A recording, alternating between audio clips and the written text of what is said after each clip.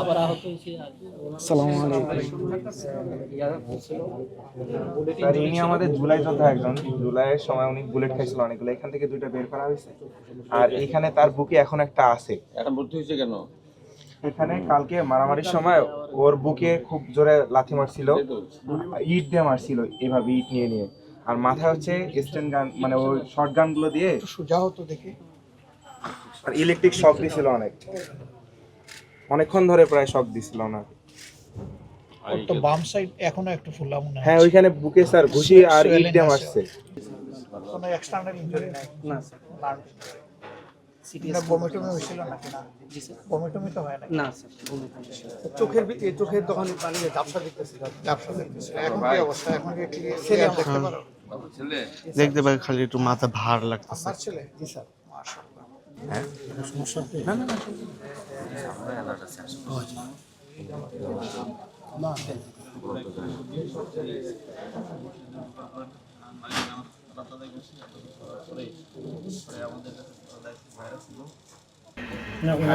ওদের হাতে নাই। আল্লাহ পাকের হাতে। আল্লাহ তাআলা সুস্থতার নিয়ামত দান করুন। মাথায় কোনো ব্যথা নাই তো কোনো জায়গায়? একটু আছে।